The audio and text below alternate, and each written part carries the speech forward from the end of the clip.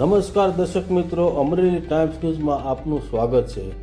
હું છું તમારો વાડિયાભાઈ ખુમાણ અને વાત કરવી છે એક જાણીતા વકીલ શ્રી રમણીકભાઈ કોટડિયાની ખેડૂતોની સેવાની.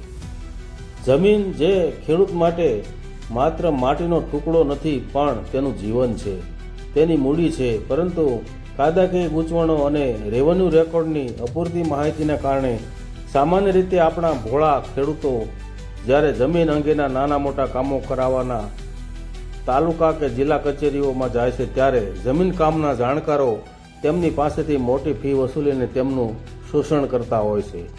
ખેડૂતોની આ જ મુશ્કેલીને દૂર કરવા અને તેમના પોતાના હક પ્રત્યે જાગૃત કરવા માટે રાજકોટમાં એક ભગીરથ કાર્ય થઈ રહ્યું છે.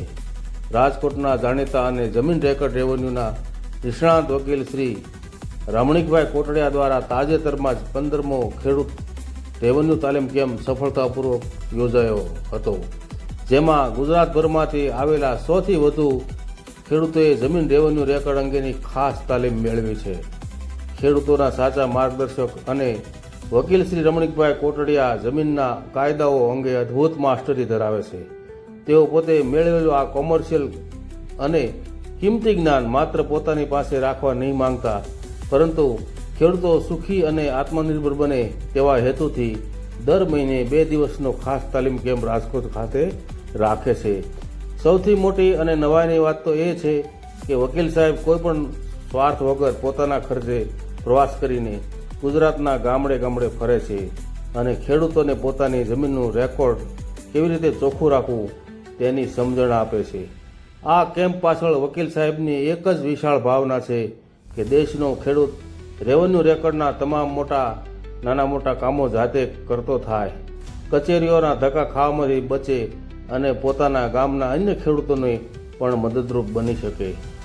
દર્શક મિત્રો, આ 2 દિવસીય મંથલી કેમ્પમાં ખેડૂતોને માત્ર ભાષણ નથી અપાતું, પરંતુ જમીન રેકર્ડ અંગેના તૈયાર સરકારી ફોર્મ આપીને કઈ રીતે ભરવાના અને કઈ કચેરીમાં કેવા પ્રકારની કામગીરી થાય છે તેની પ્રેક્ટિકલ માહિતી અપાય છે. આ કેમ્પમાં ખેડૂતોને મૂંઝવતા અનેક જટિલ વિષયો આવરી લેવામાં આવ્યા હતા, જેવા કે જમીનનું ટીપણ, નકશો, સીમ ખરડો અને માપણી શીટ, ફેસલ પત્રક, આકાર પત્રક, માપણી રજિસ્ટર અને સ્કેચ, માપણી અહેવાલ, કમી જાસ્તી પત્રક અને માપણી શીટની નકલ, વસિયત, સર્વે નંબર, અદલબદલ અને સહભાગીદારીના હકો, ખેતરમાં કૂવા કે બોરની નોંધણી કરાવી, તેના પાણીના ભાગ અને હકો નક્કી કરવા અથવા રદ કરવા.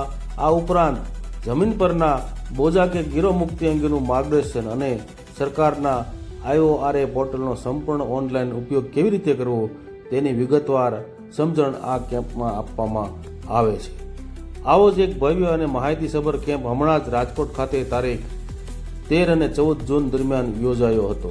આ કેમ્પમાં માત્ર જ્ઞાનનું જ ભાથું નહીં, પરંતુ દૂર દૂરથી આવતા ખેડૂત ભાઈઓની ચિંતા કરીને તેમના માટે રહેવાની ઉત્તમ વ્યવસ્થા અને પૌષ્ટિક શુદ્ધ ભોજનની પણ સુંદર વ્યવસ્થા વકીલ શ્રી રમણીકભાઈ કોટડિયા દ્વારા સામાન્ય શુલ્ક લઈને કરવામાં આવે છે, જે તેમની ઉદારતા અને ખેડૂત પ્રત્યેનો પ્રેમ દર્શાવે છે. તો ખેડૂત મિત્રો, જો તમે પણ જમીનના પ્રશ્નોથી પરેશાન હો અથવા રેવન્યુ કાયદાઓ શીખીને આત્મનિર્ભર બનવા માંગતા હો તો તમારા માટે પણ આ સુવર્ણ તક છે. આ તાલીમ કેમ્પ અંગે વધુ માહિતી મેળવવા અંગે ઘર બેઠા કાયદાનું જ્ઞાન મેળવવા માટે તમે આજે જ YouTube પર જઈને રમણીકભાઈ કોટડિયા સર્ચ કરીને તેમના માર્ગદર્શન આપતા વિડીયો જોઈ શકો છો, જ્યાંથી તમને આગામી કેમ્પ વિશેની તમામ વિગતો મળી રહેશે. આ કેમ્પમાં રાજકોટના જાણીતા ઉદ્યોગપતિ અને ચાંદની ઓટો ઇન્ડસ્ટ્રીઝના માલિક ગણેશભાઈ રંગાણી પણ પધારેલા અને તાલીમી ખેડૂતોને પોતાના ખેતરમાં પ્રાકૃતિક ખેતી કરવા અંગે માર્ગદર્શન પૂરું પાડ્યું હતું. ખેડૂતોના હિતમાં નિસ્વાર્થ ભાવે ચાલતી આ પ્રવૃત્તિને અમરેલી ટાઈમ્સ ન્યૂઝ પણ બિરદાવે છે. જમીન રેકોર્ડની ફી ચોખ્ખો રાખો, જાગૃત બનો, છેતરપિંડીથી બચો એવી શુભ ભાવના સાથે અહેવાલ વાડિયાભાઈ ખુમાણ, અમરેલી ટાઈમ્સ ન્યૂઝ, અમરેલી.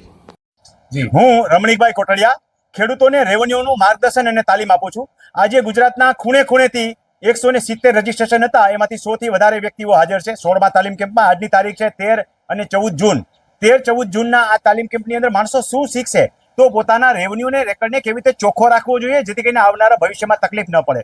ઉપરાંત પોતાના રેવન્યુ રેકર્ડમાં કેટલા કાગળ હોવા જોઈએ, માનો કે ડીએલઆર છે તો ડીએલઆરની મળતા ડોક્યુમેન્ટની યાદી, ફેસલ પત્રક, આકારબંધ, સિમ ખડો, થી પણ માપણી રજીસ્ટર નકલ, આ બધી વસ્તુમાં શું કામમાં આવે એવી વસ્તુ છે એ બાબતે જાણકારી આપી. એ સિવાય પોતાના ટાઇટલ પત્રકને કેવી રીતે તૈયાર કરવું, એટલે પોતાના જે વારસાઈ એન્ટ્રીઓ પડી હોય, વારસાઈ, હયાતીમાં હક, હક કમી અને પછી વિભાજન, આવી સિક્વન્સલી જેટલી એન્ટ્રીઓ પડી હોય એમાં કાંઈ પણ ક્ષતિ હોય તો એ શોધવી અને સુધારવી. એ સિવાય પોતાની અત્યાર સુધીની જે નોંધો પડી હોય એમાંની કાંઈ ક્ષતિ હોય, આ રીતે રેવન્યુ રેકર્ડની અંદર કેવી રીતે સુધારો કરવો, પોતાનો રેવન્યુ રેકર્ડ કેવી રીતે ચોખ્ખો રાખવો અને ખેતીના તમામ કામ પોતે જાતે કેવી રીતે કરવા, એટલે કે વારસાઈ આંબો, હયાતીમાં હક, હક કમી, વિભાજન અને એગ્રીમેન્ટ કરવા, એની એપ્લિકેશન કરવી, અરજીઓ કરવી અને ઓનલાઈન IOR પોર્ટલ પરથી અરજીઓ કરવી. એ સિવાય માપણી રિલેટેડ ઘણી બધી બાબતો હોય છે. મોટા ભાગના ખેડૂતનો પ્રશ્ન હોય તો માપણી રિલેટેડ છે, એ આજની તારીખે આપણે શીખવામાં આવે છે. આવતીકાલે આપણે કેસીસ બાબતે શીખવાડશું, એટલે કોઈને રોડ રસ્તાના કેસ હોય, પાણીને લગતા કેસ હોય, કોઈ RRT હોય, RTS હકને લગતા કેસ હોય તો આવા કેસની અંદર કેવી રીતે ડિફેન્સ કરવી, અથવા તો પોતાનો કેસ હોય તો સારી રીતે કેવી રીતે રજૂઆત કરવી,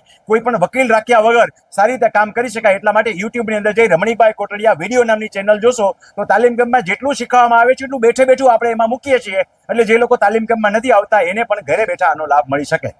સર, તાલીમ કેમ્પમાં કોઈને આવવું હોય તો શું વિધિ કરી છે? તાલીમ કેમ્પમાં આવવા માટે યુટ્યુબની અંદર જઈ રમણીકભાઈ કોટડિયા લખવું અને એમાં વિડીયો નામની ચેનલ જોવી, એમાં તાલીમ કેમ્પના વિડીયો ટાઇટલ નાખેલું જ હશે કે રાજકોટમાં આ 17મો અથવા 18મો જે કંઈ તાલીમ કેમ્પ હોય એ તાલીમ કેમ્પની વિગત આ વિડીયો સાંભળી લેશો એટલે વિગત મળી જશે. જે લોકો ફેસબુકમાંથી સાંભળે છે એને રમણીકભાઈ કોટડિયા ઓફિશિયલ લખવું એટલે એમાં પિન કરેલો વિડીયો ઉપર જોવા મળશે.